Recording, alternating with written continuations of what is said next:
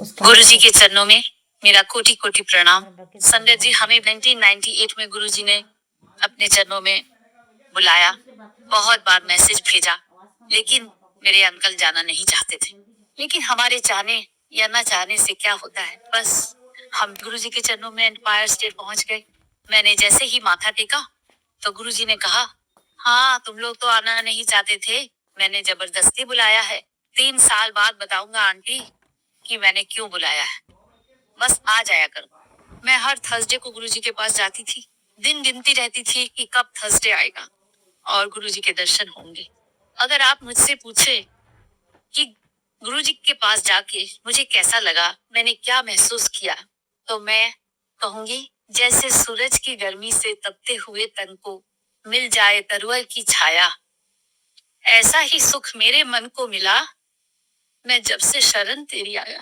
हर वक्त दिल चाहता था गुरु जी के पास जाएं और उनके चरणों में बैठे। पुरानी संगत ने तो गुरु जी को देखा है, सब कुछ जाना है। वहां जाने के बाद किसी का भी दिल नहीं करता था कि घर वापस लौटे। लंगर के बाद गुरु जी एक एक करके सबको जाने की आज्ञा दे देते थे। वैसे तो गुरु जी मुझे लंगर के बाद जल्दी ही भेज देते थे, कभी ज्यादा देर तक नहीं रोका उन्होंने मुझे। लेकिन एक दिन गुरुजी ने मुझे आज्ञा नहीं दी और 12 बज गए। मैं भी चुपचाप से बैठी रही, लेकिन मन में सोच रही थी कि बहुत देर हो गई है और अंकल भी चिंता कर रहे होंगे, क्योंकि मैं फरीदाबाद से आती थी, समय भी लग जाता था। 1 बजे के करीब गुरुजी ने कहा, चलो छुट्टी। दिसंबर का महीना था, ठंड भी बहुत थी। करीब 2 बजे मैं घर पहुंची। धीरे से बेडरूम का दरवाजा खोला ताकि अंकल की नींद ना खुल जाए। और जैसे ही मैंने दरवाजा खोला, ये तो जाग ही रहे थे, मेरा इंतजार कर रहे थे, चिंता भी कर रहे थे कि 2 बज गए, क्या हो गया क्या हो गया। तो मैंने जैसे ही दरवाजा खोला, अंकल ने कहा, आ गई हो? मैंने कहा, हाँ जी। सुनो, अपना बोरिया बिस्तरा उठाओ और चले जाओ, गेट आउट, जाओ गुरुजी के पास जाओ। मैंने कहा, ऐसा क्यों कह रहे हैं? आपको पता नहीं है कि गुरुजी की आज्ञा के बिना हम लोग वहां से नहीं आ सकते? हाँ मुझे पता है, लेकिन गुरुजी को भी तो सोचना चाहिए, रात के 2-2 बजे तक बिठा के रखते हैं, चिंता नहीं होगी क्या? मैंने कहा, गुरुजी के पास गए हैं ना वहां, इसलिए आपको चिंता करने की जरूरत नहीं है। नहीं नहीं, मुझे ये सब अच्छा नहीं लगता है। मैंने कहा, ठीक है, अगली बार जब जाऊंगी तो गुरुजी को कह दूंगी। हाँ हाँ कह देना, मुझे कोई डर नहीं पड़ा है गुरुजी का। मैंने कहा, ठीक है। मैंने कहा, लेकिन आपने जो ये जो वर्ड्स कहे हैं इन्हें वापस कीजिए। कुछ नहीं बोली। नेक्स्ट थर्सडे जब मैं गई और गुरुजी से कुछ भी छुपा नहीं है, वो अंतर्यामी है, तो जैसे ही मैंने माथा टेका, गुरुजी कहने लगे, हाँ फिर अंकल की कहना। अब मैं क्या बोलती, झूठ तो बोल नहीं सकती थी, इसलिए मैंने कहा, गुरुजी पिछले थर्सडे को घर बहुत लेट पहुंची थी, तो इसलिए अंकल चिंता कर रहे थे। गुरुजी ने कहा, ओनू कह दई जिन्हां दे नाल गुरु हुंदे आ उन्हां लई चिंता नहीं करीदी। मैंने कहा, जी। कहते ओनू कह दई, एक गल होर कह दई, जो ज्यादा ही चिंता करता है तो नाल आ जाया करे। मैंने कहा, जी गुरुजी, और मैं चुपचाप से बैठ गई। लेकिन उस दिन के बाद से मेरे अंकल ने कभी मुझे टोका नहीं, कुछ नहीं कहा। चाहे मैं जितने बजे आऊं, जितने बजे जाऊं, वो अक्सर अपने चरणों की सेवा के लिए मुझे अपने पास बुला लेते थे और मैं भी उनके इशारे का इंतजार किया करती थी। कभी गुरुजी अपने चरण दबाने को कहते थे, कभी अपने हाथ दे देते थे और मैं सर झुकाकर बस उस सेवा का आनंद लेती रहती थी। एक दिन मैं चरण दबा रही थी, एक आंटी आई और गुरुजी को माथा टेका, फिर मुझसे कहने लगी कि क्या वो दूसरा पैर दबा ले। तो मैं सोचने लगी कि क्या जवाब दूं। इतने में गुरुजी ने मुझसे पूछा, की कहती है? मैंने कहा, गुरुजी ये पूछ रही हैं कि क्या ये चरण सेवा कर ले आपकी। तो गुरुजी ने कहा, हले तो एदा एडमिशन भी नहीं होया, तो चरण सेवा किदा कर लेगी। संगत जी, वो तो ईश्वर का दरबार है, गुरुजी की कृपा जब तक ना हो हमें एडमिशन भी नहीं मिल सकता। मेरे अंकल भी गुरुजी के कच्चे भगत थे। एक दिन मुझे बुखार था, उस दिन थर्सडे का दिन था, उसके बावजूद तबीयत ठीक नहीं थी, उसके बाद भी मैं अपना ठीक समय पर तैयार होके गुरुजी के पास जाने के लिए रेडी हो गई। इतने में अंकल मुझे कहने लगी, कोई जरूरत नहीं आज गुरुजी के पास जाने की। मैंने कहा, क्यों? हाँ तबीयत ठीक नहीं है तो चुपचाप से घर में बैठो। मैंने कहा, मैं तो वहां जाऊंगी, लंगर खाऊंगी, गुरुजी के दर्शन करूंगी, तो तबीयत तो अपने आप ही ठीक हो जाएगी। तुम तो पागल हो गई हो, दिमाग ही तुम्हारा खराब हो गया। एक दिन अगर नहीं जाओगी तो कौन सा पहाड़ टूट पड़ेगा। मैंने कहा मैं मर जाऊंगी, आप प्लीज मुझे जाने दीजिए, टोकिए मत, कुछ भी मत कहिए। वो कहते ठीक है चलो फिर मैं भी चलता हूँ। मैंने कहा वो आपकी मर्जी है। और हम दोनों ठीक 7:30 बजे एम्पायर स्टेट पहुंच गए। कोई संगत नहीं आई थी। गुरुजी का दरवाजा खुला हुआ था मेन डोर अंदर जाने के लिए, लेकिन गुरुजी के कमरे का दरवाजा बंद था और मैं और मेरे अंकल चुपचाप से गुरुजी की गद्दी को माथा टेक के बैठ गए। बस 5 मिनट के अंदर ही रूम का दरवाजा खुला और एक अंकल मेरे पास आए। बोले मली आंटी, आपको गुरुजी बुला रहे हैं। मैं एकदम हक्की बक्की। मैंने कहा गुरुजी मुझे बुला रहे हैं, और उनको पता भी चल गया कि मैं आके बैठ गई हूँ। तो मैं फटाफट उठी। उस दिन मैं गुरुजी के लिए मोगरे के फूल लेके आई थी। मैंने वो सारे फूल अपने हाथों में लिए और गुरुजी के रूम की तरफ गई। दरवाजे पर खड़े होके मैंने गुरुजी से आज्ञा मांगी अंदर आने की। तो गुरुजी कहा आजा आजा। मैं अंदर गई, मेरे हाथों में फूल थे। तो गुरुजी कहते ये ले आई हैं। तो मैंने कहा गुरुजी आपके चरणों के लिए ये थोड़े से फूल लाई हैं, लियाफे चढ़ा दे। और मैंने वो फूल गुरुजी के चरणों में रख दिए। कहते बैठ जा। फिर मैं उनके चरणों में बैठ गई। फिर अंकल की कहना। मैंने कहा गुरुजी आज ना मुझे बुखार है और तबीयत ठीक नहीं थी, इसलिए अंकल कह रहे थे कोई जरूरत नहीं गुरुजी के पास जाने की। कहते वो तो चल जाएगा, कच्चा पगत है मेरा। मैंने कहा गुरुजी बाहर बैठे हैं, वो भी आज आए हैं, अंदर बुला लूं उनको। नहीं नहीं, उन्होंने बाहर बैठा रहने दे, वो मेरा कच्चा पगत है। जब मैं थर्सडे को गुरुजी के पास जाती थी तब भी मेरी आंखें ऐसे ही बरसने लगती थी। एक दिन यूं ही गुरुजी को देख रही थी और रो रही थी। इतने में गुरुजी ने मुझे इशारे से अपने पास बुला लिया। मैंने जल्दी से अपनी आंखें पोंछी और गुरुजी के चरणों में जाकर बैठ गई। तो गुरुजी ने मुझसे कहा कि तू मेरी मीरा है। मैं ये सुनकर हैरान हो गई और मैंने गुरुजी की तरफ देखकर कहा गुरुजी मैं मीरा। गुरुजी मीरा तो बहुत महान थी, कृष्ण की दीवानी थी, बहुत भक्ति थी गुरुजी को तो कृष्ण की। मैं तो कुछ भी नहीं गुरुजी, बस इतना जानती हूँ कि मैं आपसे बहुत प्यार करती हूँ। हर सांस में गुरुजी यूं लगता है कि अगर आपकी याद ना होगी तो शायद ये सांस वहीं रुक जाएगी। आप कृपा रख करिए अपनी कि हम हर सांस में आपको याद करते रहें। संजय जी कभी कभी प्यार से कहते थे, बुलाते थे मुझे, आओ मीरा आंटी आओ। एक दिन गुरुजी ने सब सारी संगत को ही कहा था कि अपने अपने सत्संग के लाओ, तो मुझे भी उस दिन कहने लगे अपने सत्संग ना लिख के ले आई। मैंने कहा जी गुरुजी। घर गई, सोच रही थी सत्संग में क्या लिखना होता है, मुझे तो कुछ पता ही नहीं था। फिर भी गुरुजी से हिम्मत मांगी, उनसे कहा गुरुजी आप ही लिखवा लीजिए मुझसे जो कुछ भी लिखवाना है। और जो कुछ भी मेरे सत्संग थे, मेरे अनुभव थे गुरुजी के पास जाने के बाद, और जो कुछ उस दरबार में देखा था वो सब लिखा मैंने। और कागज से वो जिस राइटिंग पैड, बड़ा सा राइटिंग पैड था, उसमें लिख के लेके गई।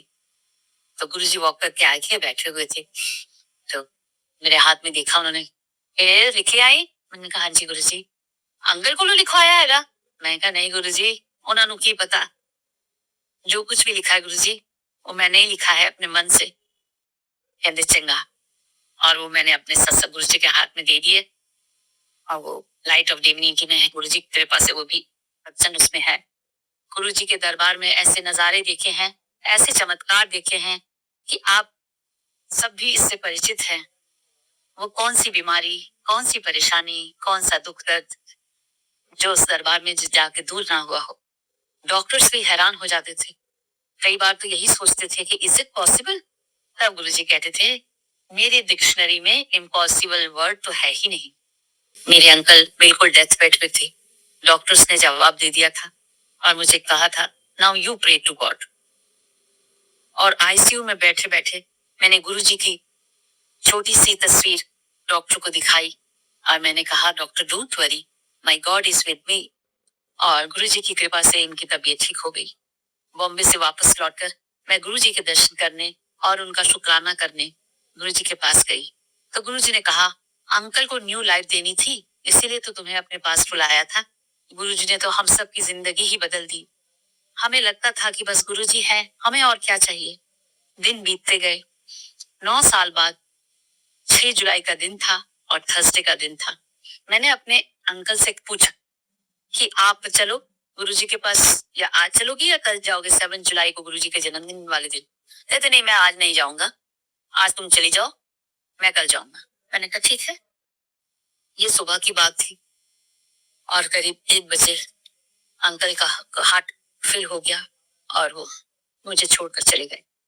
मेरी तो दुनिया ही खत्म हो गई। 10-15 दिन बाद गुरु पूर्णिमा थी। सबने कहा कि चलो गुरुजी के दर्शन करके आओ, मन थोड़ा हल्का होगा, शांति मिलेगी। उस दिन बहुत रश था गुरुजी के बड़े मंदिर में। कोई गुरुजी के सामने रुक नहीं रहा था, बस प्रणाम करते करते, हाथ जोड़ते जोड़ते, चलते चलते बढ़ रहे थे आगे। मैं भी लाइन में लगी थी और मुझे पता था आज इतना रश है, गुरुजी तो आज बात नहीं करेंगे, बस मैं सोची कि उनके दर्शन हो जाएंगे, तब भी बहुत कुछ मिल जाएगा। जैसे ही मैं गुरुजी के पास गई, गुरुजी ने इशारे से मुझे अपने पास बुला लिया। मैं जाके इनके चरणों में बैठ गई। संगत जी, मेरे मन की स्थिति आप सब समझ सकते हैं। सिर झुका के बैठी रही, आंखों से आंसू थे कि थम नहीं रहे थे। तब गुरुजी ने कहा, आंटी रोई ना, अंकल स्वर्ग जी बैठा है, वो बहुत खुश है, किसी गलती चिंता ना कर। तब संगत जी, मैंने गुरुजी की तरफ आंखें उठा के उन्हें देखा और कहा, गुरुजी आप है ना, मुझे किस बात की चिंता गुरुजी, बस मुझे कुछ नहीं चाहिए, आपके चरण मिल जाए और कुछ नहीं चाहिए। गुरुजी ने मेरे सिर पे अपना हाथ रखा, चलो छुट्टी जाओ। और मैं उठ के मन में गुरुजी का इतना शुक्राना करते करते उठी और चली गई। तो संगत जी, मिटाते हैं दिल से दुखों के अंधेरे, बड़े ही दयालु हैं गुरुजी मेरे। गुरुजी तो कहते थे बस चलते फिरते उठते बैठते मेरा नाम ले लो, बस ज्यादा कुछ करने की जरूरत नहीं। हमारी जिंदगी को गुरुजी ने चीज सरल, इतनी आसान बना दिया कि कुछ करना ही नहीं पड़ता, फिर भी सब कुछ हो जाता है। एक दिन गुरुजी की सेवा कर रही थी, गुरुजी ने कहा, मले आंटी आज तो मंगला तेनों की जाएगा। मुझे तो लगा कि मैं गूंगी हो गई, मैं क्या जवाब दूं। फिर भी मैं कुछ नहीं बोल सकी। मैंने कहा, गुरुजी आप हैं, कुछ नहीं चाहिए गुरुजी। नहीं नहीं, फिर भी मंगला। फिर भी मैंने यही कहा, गुरुजी आपसे बढ़कर और क्या है, क्या मांगू मैं, मेरे लिए तो कुछ नहीं, मेरी तो दुनिया ही आप है गुरुजी। थर्ड टाइम फिर गुरुजी ने कहा, मंगला मंगला की चाहिए। महापुरुष के 3 ही वचन होते हैं। मैंने ये सुना था तो मैंने मन में सोचा अब तो कुछ मांगना ही पड़ेगा, मांगू तो क्या मांगू। फिर बड़ी हिम्मत करके उस समय दिमाग में एक ही बात आई। मैंने कहा, गुरुजी मैं आपको जब भी याद करूं आप मेरे पास आ जाइएगा। तो उन्होंने अपना हाथ आगे बढ़ा दिया, कहा, आंटी प्रॉमिस। संगत जी, वो उनका हाथ मैं आज भी महसूस करती हूँ। हर पल मुझे लगता है वो मेरे साथ हैं। उनका कहा हुआ एक एक शब्द सत्य वचन है। इतनी खुश हो गई मैं, हमें तो मांगना भी नहीं आता, मांगे तो क्या मांगे। गुरुजी भी कहते थे कोई मेरे को चंगी चीज नहीं मांगता, सारे पुठियां चीजा मांगते रहते। मैं थानू मर्सिडीज देना चाहता है और तुसी कहते रहते हो गुरुजी मारुति 800 दे दो। तो इसलिए बस ईश्वर से ईश्वर को ही मांग लीजिए, उनमें तो सारी दुनिया समझ आई है। एक बार मायावती जी और बलराम झाकर गुरुजी के पास बैठे थे, मैं भी गुरुजी के चरण में बैठी थी। तो गुरुजी ने मायावती से कहा, तेनू सीएम बना दो। तो वो गुरुजी की तरफ देखने लगी, उन्होंने कोई भी जवाब नहीं दिया। तो इतने में बलराम जाकर कहने लगे, गुरुजी मैनू बना दो, गुरुजी मैनू बना दो। तो गुरुजी ने कहा, दिल आया गधी पे तो परी क्या चीज है। और थोड़े दिनों में सचमुच मायावती सीएम बनी थी। तो गुरुजी के मुख से निकला एक एक शब्द सत्य वचन होकर ही रहता है। गुरुजी हमेशा कहते थे कि अपनी अकल और रफल बाहर छोड़ के आया करो। ऐसा वो इसलिए कहते थे क्योंकि हम सब खुद को बहुत समझदार समझते हैं और सोचते हैं कि हमें दूसरे से ज्यादा अकल है। आप खुद ही सोचिए कि यदि ये सोच लेकर हम दादा के दरबार में जाएंगे तो क्या ले पाए। बहुत साधारण सी बात है और हम सब जानते हैं कि यदि किसी बर्तन में हमें कुछ डालना है तो सबसे पहले तो वो बर्तन खाली होना चाहिए। दूसरी बात, वो बर्तन साफ भी होना चाहिए, तभी तो हम उसमें कुछ डालेंगे। इसलिए गुरुजी कहते थे, अकल बार रख के आओ, पांडा साफ करके आओ। पांडे से उनका तात्पर्य था कि मन रूपी बर्तन। हमारी सारी अच्छाइयां और बुराइयां हमारे मन में ही तो होती हैं। गुरुजी चाहते हैं कि हमारे मन के विचार, मन के भाव सुंदर हो, और इस मन रूपी बर्तन को साफ करने के लिए हमें चाहिए गुरु जी के चरणों की धूल। कहते हैं कि मन का झुकना बहुत जरूरी है, केवल सर झुकाने से भगवान नहीं मिलते। बस हर रोज गुरु जी के चरणों में बैठिए, उनके स्वरूप को निहारिए, उनकी कृपा, उनकी दया, उनकी करुणा और ब्लेसिंग्स को याद कीजिए, और उनके गुणों को अपने जीवन में उतारने की कोशिश कीजिए। फिर देखिए, ये बर्तन कह लीजिए या दर्पण कह लीजिए, धीरे धीरे अपने आप चमकने लगेगा। गुरुजी ने सब पर हमेशा सम दृष्टि रखी है। सारी संगत गुरुजी को बहुत प्यारी है, इसलिए गुरुजी हमेशा संगत को ही अपना परिवार कहते हैं। इतना सुंदर परिवार है गुरुजी का, अपनों से भी ज्यादा प्यारी संगत, एक दूसरे से प्यार करते हैं।